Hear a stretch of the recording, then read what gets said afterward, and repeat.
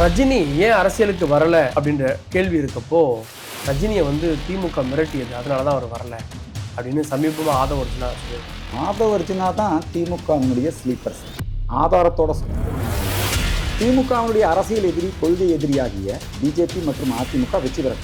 அந்த திமுகவுக்கு எதிரான வாக்குகள் கன்சாலிடேட் ஆகாமல் தடுக்கணும். இதே ஸ்ட்ராட்டஜியை ஜெயலலிதா அம்மா ஒரு காலத்தில் மக்கள் நல கூட்டணி. இன்றைய வைகோ தான் திமுகவுக்கு கொத்தடிமையாக வேலை பார்க்கின்ற தாவேகாவில் இருக்கின்ற ஆதரவு. பெரம்பூர் தொகுதியில் விஜய் நிற்க போறாரு, வில்லிவாக்கத்தில் ஆதவ அர்ஜுனா நிற்க போறாரு. திமுக கோட்டையிலே அவங்கெல்லாம் நிற்கிறாங்க பெரிய தலைவர்கள் அப்படின்றாங்க.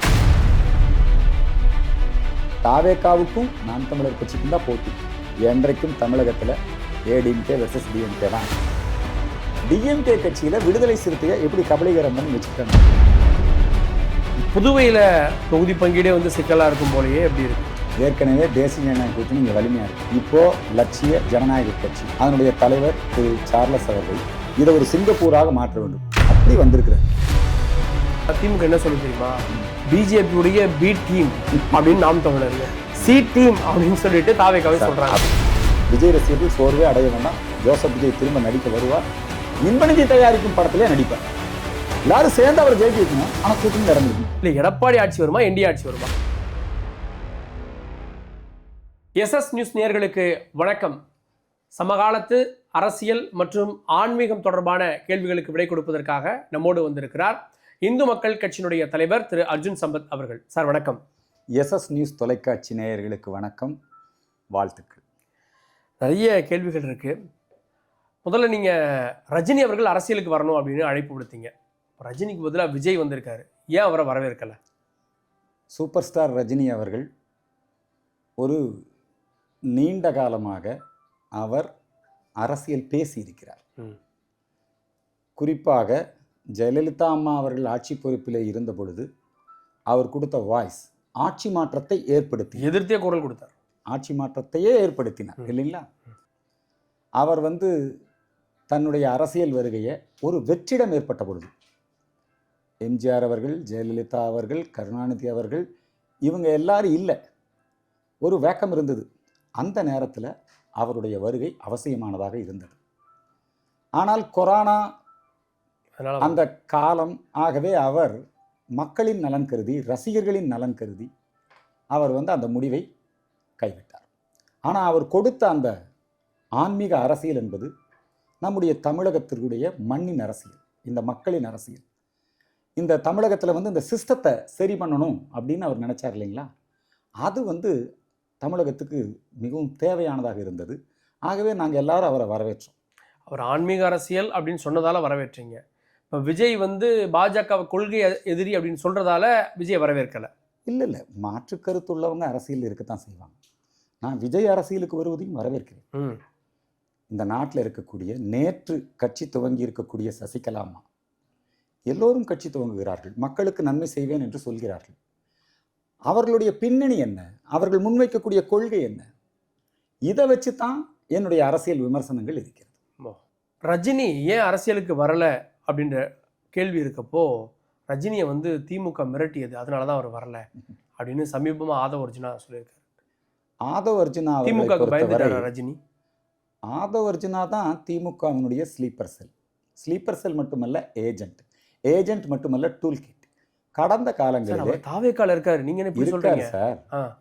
எல்லா கட்சியிலையும் திமுகவினுடைய ரத கஜ துரத படைகள் எல்லா கட்சியிலையும் இருக்கிறாங்க. அது மாதிரி தாவேக்காங்கிற கட்சிக்குள்ள இருக்கக்கூடிய திமுகவினுடைய டூல் கிட் தான் ஆதவ அர்ஜுன். ஆதாரத்தோட சொல்றேன். ஆதவ அர்ஜுன் அவர்கள் கடந்த தேர்தலில் சபரீசன் அவர்கள் தலைமையில் அவர் திமுகவினுடைய வெற்றிக்கு உழைத்தார். தெரியும், அவரே சொல்லியிருக்கார். வெளிப்படையான விஷயம் தானே சொல்லியிருக்கார். அதுக்கு பிறகு அவர் விடுதலை சிறுத்தைகள் கட்சியில் வேலை செஞ்சார்.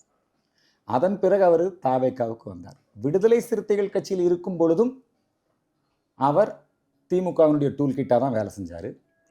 அதனை தொடர்ந்து அவர் தாவேக்காவுக்கு வந்த பிறகும் துவக்கத்திலிருந்தே அவர் எப்படியாவது விஜய் அவர்களை தனிமைப்படுத்தி தன்னுடைய அரசியல் அபிலாஷைகளுக்கு பயன்படுத்தி கொள்ள வேண்டும், அதுதான் அவருடைய அஜெண்டா.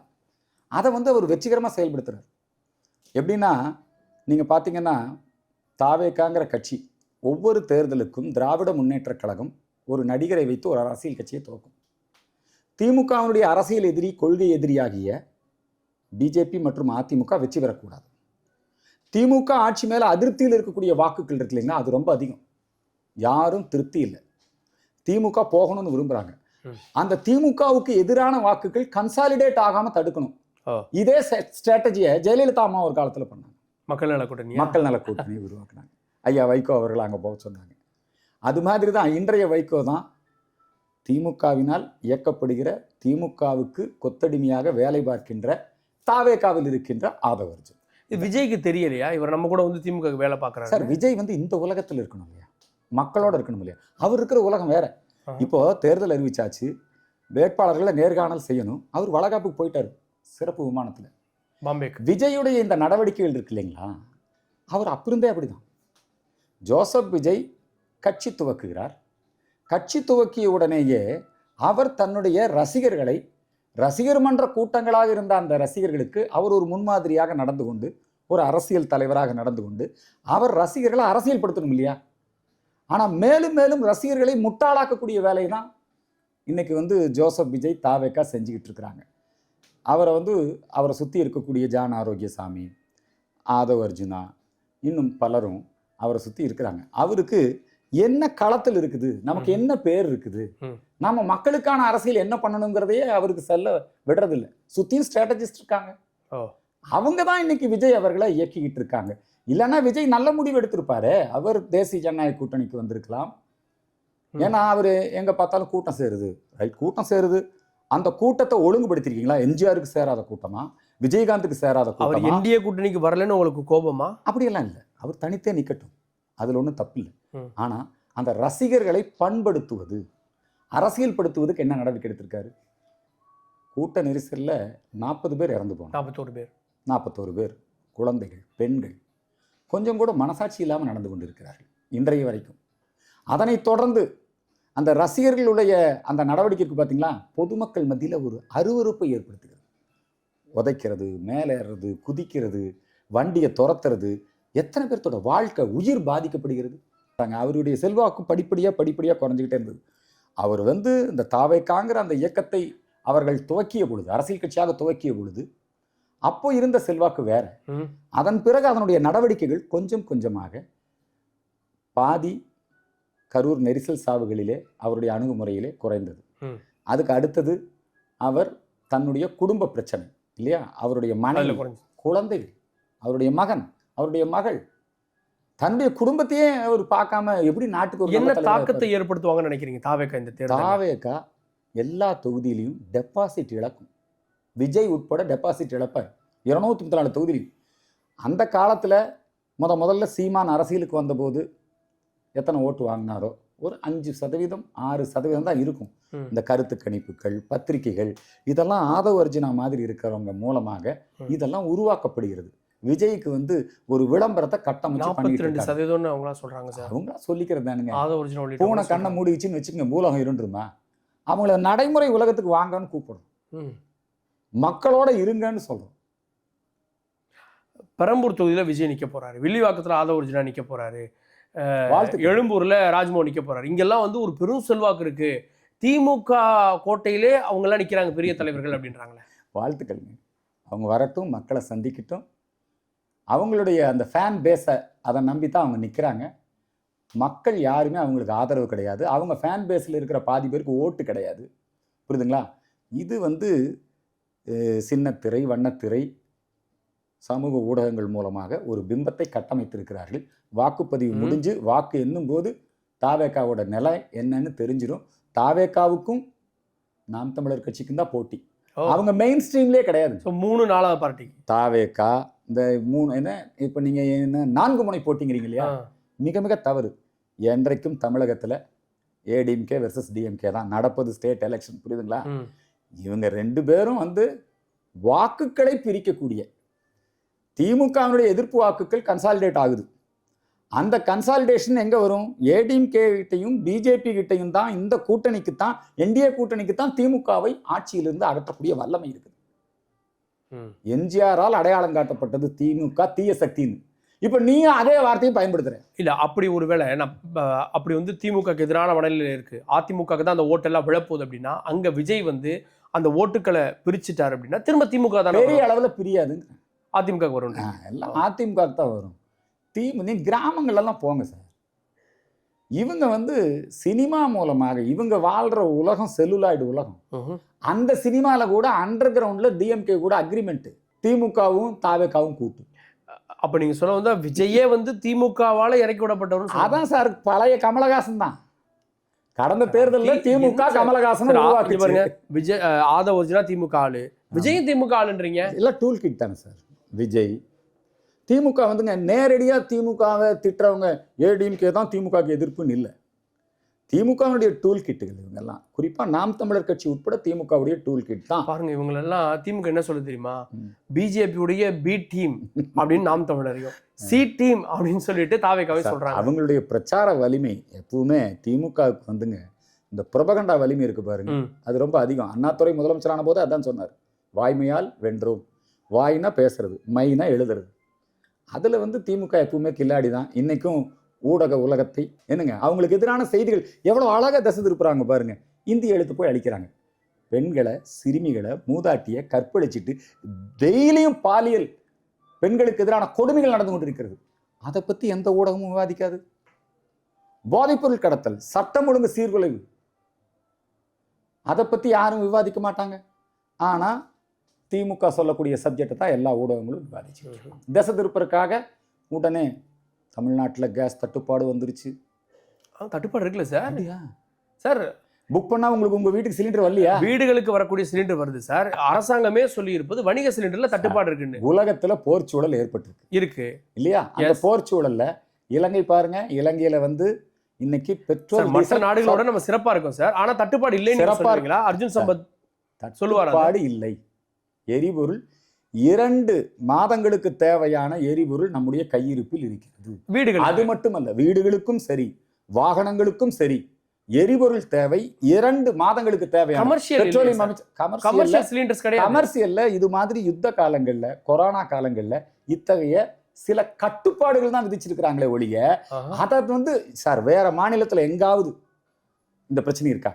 தமிழ்நாட்டுல திமுகவுடைய டூல் கிட்டுகள் கர்நாடகால இருக்கு சார். கர்நாடகால தான் சார் முதல்ல வந்து ஹோட்டல்ஸ் மூடினாங்க. ஏன்னா கர்நாடகால காங்கிரஸ் ஆட்சி செய்யுது. என்ன சார் இது? சார் நீங்க சொல்லுங்க, கேரளால இந்த பிரச்சனை இருக்கா? அங்க ஹோட்டல் பண்டங்களுடைய உணவு விலை அதிகரிச்சிருக்காங்களா? எவ்வளவு ஃப்ராடுத்தனம் பண்றாங்க பாருங்க. ஒரு சில தனியார் முதலாளிகள், திமுகவுக்கு ஆதரவானவர்கள் என்ன சொல்றாங்கன்னா, பில் போடுறான், டீ இவ்வளவு ரூபாய் அதிகமாக. இப்போ கேஸுக்கும் போடுறாங்க. கேஸுக்கு எதுக்காக பில் போடணும்? நீங்க கொள்ளை லாபம் அடிக்க முயற்சி பண்றீங்களே, இல்ல அது இது வணிக அறமா? அத வணிகர்கள்ட்ட கேட்கணும். திமுக அதுல என்ன சார் பண்ணும்? திமுகவுடைய வணிகர்கள் தானே சார் அவங்க. வணிகர் சங்க தலைவர் யார் சார்? விக்ரமராஜா. விக்ரமராஜாவுடைய மகன் யார் சார்? திமுக. ஓ அப்படி சொல்றீங்க. திமுகவுடைய கைகள் சார் வணிகர் சங்கத்துல இருக்கும். திமுகவுடைய கைகள் ஏடி. நீங்க இப்ப பாருங்க, சிலிண்டர் வந்து தட்டுப்பாடே இல்லாம பற்றாக்குறை இல்லாம இருந்தா ஏன் அவங்க கூடுதல் விலை போட போறாங்க? அது இருக்குல்ல. யாரு சார் அது? இதுதான் என்னமோ சொல்லுவாங்க இல்லையா, எரியிற வீட்டுல புடுங்கிறது லாபங்கிற மாதிரி. உலகம் முழுக்க ஒரு போர்ச்சூழல். நீ தேசபக்தியோட செயல்படணும், நீ மத்திய அரசோட ஒத்துழைக்கணும். அதை விட்டுட்டு நீங்க வந்து இந்த மாதிரியான இதை மக்களே முறியடிச்சிருவாங்க சார். நல்லா தெரிஞ்சுக்கங்க, ஈரான், இஸ்ரேல், போர்ச்சூழல், அமெரிக்கா, நம்முடைய கப்பல்கள் மட்டுமே ஈரானோடு நாம் நட்புறவு பேணுகின்ற காரணத்தால், நம்முடைய வெளியுறவு கொள்கை வெற்றி பெற்ற காரணத்தால் இன்னைக்கு சீனாவுக்கு போகக்கூடிய 2 கப்பல் திரும்ப வருது. இந்தியாவுக்கு வந்து போதிய அளவு எரிபொருள் இன்னைக்கு இருக்கு சார். இதெல்லாம் வந்து திமுக கட்டமைக்கின்ற வெறுப்பு பிரச்சாரம். இதை மக்கள் முறியடிப்பார்கள். சரி, அப்போ விஜய் கூட பாஜக என்டிஏ பேச்சுவார்த்தை நடத்துச்சா இல்லையா? பொய்யான தகவல். இதை வந்து இவங்களே கட்டிவிடக்கூடிய கட்டுக்கதை சார். என்டிஏ கூட பேச்சுவார்த்தை நடத்தியிருந்தா பிஜேபி அதை வந்து வெளிப்படுத்தி இருக்கணும். இல்லைன்றாங்க. இல்லைன்னு தானே சொல்றேன். அல்லது ஏடிஎம்கே தேசிய இல்லவே இல்லைங்கிறாங்க. இப்ப நீயா வந்து ஆதவ அர்ஜுனா சொல்றாரு சார், 2.5 வருஷம் சிஎம் 90 தொகுதி. ஆதவ அர்ஜுனா தாவேகா தலைவரா பார்க்காதீங்க, அவர் ஒரு பொலிட்டிக்கல் ஸ்ட்ராட்டஜிஸ்ட். அவர் இப்படி எல்லாம் பண்ணி அவர் ஒரு பிம்பத்தை கிரியேட் பண்றாரு சார். அது தப்பு. எப்படி சார் ஒத்துக்குவாங்க? தேசிய ஜனநாயக கூட்டணியில ஜோசப் விஜய் எப்படி ஒத்துக்குவாங்க சொல்லுங்க? வாய்ப்பே கிடையாது சார். ஒத்துக்க மாட்டாங்க, தொண்டர்களும் ஏத்துக்க மாட்டாங்க. ஏடிஎம்கே தொண்டர்கள் எங்க எம்ஜிஆர் இருக்கக்கூடிய இடத்துல இவரை வச்சு பார்ப்பாங்களா? நீங்க வேணா எம்ஜிஆர் படத்தை பயன்படுத்த. என்டிஏ கூட்டணிக்குள்ள வர்றதுக்கு தாவேக்கா ஒத்துக்கலையா இல்ல தாவேக்கா வர்றதுக்கு என்டிஏ கூட்டணி ஒத்துக்கலையா? என்டிஏ கூட்டணி தான் ஒத்துக்கல. என்ன சார் இது பேச்சுவார்த்தை நடந்ததுன்னு செய்தி எல்லாம் தவறான தகவல் சார். அதெல்லாம் வதந்திகள். மிக தெளிவாக ஐயா எடப்பாடி அவர்கள் தெளிவுபடுத்தி இருக்கு. அப்புறம் 2.5 வருஷம் விஜய் சிஎம் இல்லையா? ஆதவ் சொன்னாரு. அதான் ஆதவ் சொல்லி அவர் கனவு கண்டுட்டு இருக்க வேண்டியதுதான். எப்படியாவது இவர் என்ன பண்ணுவாங்க தெரியுங்களா? இப்படியே இவரை வச்சிருந்து வருங்காலத்தில் மீண்டும் திமுகவில் இவரை கொண்டு போய் சேர்த்தி விட்டு எப்படி மக்கள் நீதி மையம் திமுகவில் ஐக்கியமாச்சோ அது மாதிரி வருங்காலத்தில் தாவேக்கா திமுகவில் ஐக்கியமாகும் சார். தேர்தலுக்கு அப்புறம் தேர்தலுக்கு அப்புறம் இவர் விசில் அடிப்பார். யாருக்கு? உதயநிதிக்கு விசில் அடிப்பார். அதுக்கப்புறம் இன்பநிதிக்கும் விசில் அடிப்பார். யாரு? நம்ம ஆளு விஜய் சொல்லுங்க. அவர் நடிக்கிற அவங்க தயாரிக்கிற படத்தில் இவர் நடிப்பார். இப்போ ரஜினி கமல் 2 பேர் நடிக்கிற படத்தை யார் தயாரிக்கிறா? இன்பநிதி தயாரிக்கிறார் இல்லையா? அது மாதிரி வருங்காலத்தில் விஜய் ரசிகர்கள் சோர்வே அடைய வேண்டாம். ஜோசப் விஜய் திரும்ப நடிக்க வருவார். இன்பநிதி தயாரிக்கும் படத்திலே நடிப்பார். தேர்தல் நேரத்தில் ஜனநாயகன் படம் வருது. இது தேர்தல் சம்பந்தமான படமா அப்படின்லாம் சொல்லப்பட்ட சூழல்ல தேர்தல் அதிகாரிகள் பார்த்து இதை முடிவெடுப்பாங்க அப்படின்னு சென்சார் போர்டு ஒரு முடிவெடுத்திருக்கு. ஏன் பார்க்கணும் சார்? இது ஒரு கமர்ஷியல் படம் தானே. இது ஒரு அழுத்தம் இல்லையா? பாஜக அழுத்தம் கொடுக்கலையா? எதுக்காக சார் இதில் அழுத்தம் இருக்குது? சென்சார் போர்டுக்கும் பிஜேபிக்கும் என்ன சார் சம்பந்தம்? அது மத்திய அரசாங்கம். சென்சார் போர்டுங்கிறது ஒரு சுயேட்சையான நிறுவனம். மத்திய அரசுடைய ஒரு அங்கம் அப்படின்னு தானே முதலமைச்சர் ஸ்டாலின் சொன்னார். முதலமைச்சர் ஸ்டாலின் அப்படி தானே சார் சொல்லுவார். தேர்தல் நேரத்தில் தேர்தல் நடத்தை விதிமுறைகள் அமலுக்கு இருக்கும்போது நீங்கள் எடுத்திருக்கிற படமே அரசியல் படம், ஜனநாயகன் படம், புரியுதுங்களா? அதனால சென்சார் போர்டு பார்க்க வேண்டியது தான். அதில் ஏதாவது ஆட்சேபகரமான காட்சிகள் இருந்தால் மாற்ற வேண்டியது. இந்த படத்தை வச்சு விஜய மறைமுகமாக கூட்டணிக்கு இழுக்கிறதுக்கான முயற்சியும் இதை வச்செல்லாம் அவரை கூட்டணிக்கு இழுக்க வேண்டிய அவசியமோ தேவையோ இல்லை சார். முதல்ல அவர் இந்த கூட்டணிக்கே அவசியம் இல்லை. கூட்டணிக்கே தேவையில்லை. அவசியம் இல்லை. சரி, உங்க கூட்டணி வலிமையா இருக்கா தமிழ்நாட்டில்? நான் கேட்குறேன். தமிழ்நாட்டில் மட்டுமல்ல, புதுச்சேரியிலையும் நாங்கள் வலிமையாக இருக்கோம். இல்லை, புதுச்சேரியில் ஆளும் கட்சியோடு கூட்டணி சார். புதுச்சேரியில் ஆளும் கட்சியோடு கூட்டணி என்ஆர் இருக்கு, பாஜக இருக்கு, லாஜக இருக்கு, அதிமுக இருக்கு. அங்கே ஆளுங்கட்சியோட ஒரு கூட்டணி. தமிழ்நாட்டில் எங்க? தமிழ்நாட்டில் ஆளுங்கட்சி கூட்டணி திமுக கூட்டணி. திமுக இப்போதானே சார் ஆளுங்கட்சி. ஆனால் பாரதிய ஜனதா கட்சியும் அதிமுகவும் கூட்டணியாக நரேந்திர மோடி பிரதமராக, எடப்பாடி முதலமைச்சராக ஒரு வெற்றிகரமான அரசாங்கத்தை, ஜெயலலிதா அம்மா அமைத்த அந்த அரசாங்கத்தை மத்திய அரசின் துணையோடு 4 ஆண்டு காலம் நல்லாட்சி கொடுத்தார் சார் எடப்பாடி. 10 வருஷம் ஆட்சியில் இருந்தது அதிமுக. ஒரே ஆன்டி இன்கம்பன்சி, புரியுதுங்களா? அதனால ஒரு ஆட்சி மாற்றம் வந்தது. அந்த ஆட்சி மாற்றம் திமுக மறுபடியும் தொடர்ச்சியாக முதலமைச்சரான வரலாறு தமிழ்நாட்டில் கிடையாது சார். இது ஒரு இயற்கை அமித்ஷாவும் எடப்பாடி ஐயாவும் ஏற்படுத்தி ஒரு ஒப்பீடு கேட்குறேன்.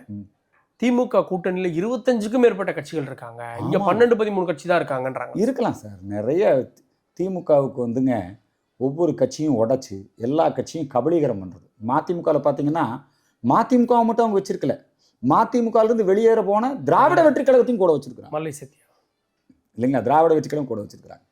அதே மாதிரி தான் கொங்கு நாடு அமைப்பில் அதிலிருந்து வெளியே போய் தனி அரசு அவரையும் கூப்பிட்டு வச்சுக்கிறாங்க. யார் லெட்டர் பேடோட போனாலும் சரி. சரி, இன்னைக்கு அவங்க பயந்து நடுங்கிட்டு இருக்காங்க. அதிமுக இந்தியாவில் இருக்கு, அமமுக இந்தியாவில் இருக்கு. இருக்கட்டும், அதே மாதிரி தானே அதிமுக இருந்து பிரிந்த அமமுக. கட்சிகளை கபலீகரம் பண்றது யார் சார்? டிஎம்கே கட்சியில விடுதலை சிறுத்தையை எப்படி கபலீகரம் பண்ணி வச்சிருக்காங்க பாத்தீங்களா? டிஎம்கே கம்யூனிஸ்ட் கட்சியே கபலீகரம் பண்ணி வச்சிருக்காங்க. 2 கம்யூனிஸ்ட் கட்சி அவங்களுக்கு காட்ட வேண்டியதை காட்டி பெற வேண்டியதை பெற்றுக்கொள்ளுங்கள். அது மாதிரி அவங்கள கம்யூனிஸ்ட் கட்சிகளை அவங்களுக்கு தொகுதியை குறைப்போம் அல்லது அவங்களுக்கு தேர்தல் செலவுகளை கொடுப்போம், இப்படித்தானே சார் கொண்டு வந்து வச்சிருக்கிறாங்க. அவங்க நாங்கள் இது ஒரு கொள்கை கூட்டணி, கூடுதல் இடங்கள் கொடுக்குறோன்னு சொன்னாலும் நாங்கள் போலன்னு சொல்றாங்கல்ல வேற இடங்கள்ல. திரும்ப அப்படிதான் சொன்னார். தாவேக்கா எங்களை கூப்பிட்டது உண்மை. திரும்ப ரொம்ப வருத்தத்தோட ஒரு வீடியோ போட்டிருக்காரு சார். யார் என்னை நிர்பந்திக்காதீங்க. டிஎம்கே பொறுத்த வரைக்கும் இதயத்தில் இடம் கொடுப்பாங்க, புரியுதுங்களா? ஆனால் உள்ளபடி சட்டசபையில் அவங்க இடம் கொடுக்க மாட்டாங்க சார். அப்புறம் இன்னொன்று, டிஎம்கேவோட பார்வை விடுதலை சிறுத்தைகளுக்கு என்னென்னா, நீங்களாம் எதுக்கு பொது தொகுதியில் ஆசைப்படுறீங்க? இதுதான் டிஎம்கேவோட பார்வை. கம்யூனிஸ்டில் பொறுத்த வரைக்கும் எப்படி தெரியுங்களா? கம்யூனிஸ்டுகளை திமுக மாதிரி அவமானப்படுத்தினது இந்த உலகத்தில் வேறு எந்த கட்சியும் கிடையாது. தேர்தல் நிதியும் கொடுத்துட்டு அதை வரவு செலவு கணக்குலையும் தாக்கல் பண்ணி விட்டாங்க. இல்லை, அவங்க நாங்கள் நேர் வழியில் வாங்கணும், நாங்கள் மற்றவங்க பொட்டியாக வாங்கணும் சார். எங்கே சார் இன்னைக்கு கம்யூனிஸ்ட் கட்சிக்காரங்க அவங்க காரல் மார்க்ஸ் பற்றியோ கம்யூனிஸ்ட் பற்றியோ எங்கே பேசுகிறாங்க? எப்போ பார்த்தாலும் திராவிடம், பெரியாரியம் இதை பேசிட்டு இருக்கிறாங்க சார். இல்லை, எடப்பாடி ஆட்சி வருமா என்டிஏ ஆட்சி வருமா? 2 ஒன்று தானே. எடப்பாடி ஆட்சி வேற, என்டிஏ ஆட்சி வேற. எடப்பாடி ஆட்சின்றது அதிமுக தனித்து ஆட்சி, என்டிஏ ஆட்சின்றது அதிமுக தலைமையில கூட்டணி கட்சிகளுடைய அமைச்சரவை. இறுதியா படம்லாம் பார்ப்பீங்களா? துரந்தர் படம் பார்த்துருக்கீங்களா? துரந்தர் 3.25 மணி நேரம் அந்த படம் ஓடிச்சு. எப்படியெல்லாம் நம்ம வந்து இந்த ரூபாய் நோட்டு மதிப்பிழப்பு நடவடிக்கை எதனால் மேற்கொள்ளப்படும்? உண்மைதானா இல்லை வந்து அது கற்பனையா அப்படின்னு ஒரு கேள்வி. இது ஒரு ப்ரொபகண்டா ஃபிலிம். இது வந்து பிஜேபியை பூஸ்ட் பண்ணுதுன்றாங்க. நீங்கள் உலகத்தில் எல்லா நாடுகளையும் பாருங்க, எல்லா நாடுகளையும் நிம்மதியாக இஸ்லாமியர்களால் ரம்ஜான் கொண்டாட முடியும். ஆனால் இந்தியா, தமிழ்நாட்டில், புதுச்சேரியில் ரம்ஜான் எவ்வளோ அழகாக மக்களால் கொண்டாடுறது. யார்தான் இந்த முதலமைச்சர், இந்த கம்யூனிஸ்ட்காரன், இந்த விடுதலை சிறுத்தைக்காரன், உங்களுடைய நோக்கம் என்னன்னா வன்முறையை, பயங்கரவாதத்தை நீங்கள் ஆதரிக்கிறீங்க. பாகிஸ்தான் கிட்ட இருந்து பணம் வாங்கிட்டு நீங்கள் இந்த வேலையை செய்கிறீங்க. யாரை சொல்றீங்க? விடுதலை சிறுத்தைகளை சொல்கிறேன். என்ன சார் பகிரங்க குற்றச்சாட்டு? பகிரங்கமான குற்றச்சாட்டு.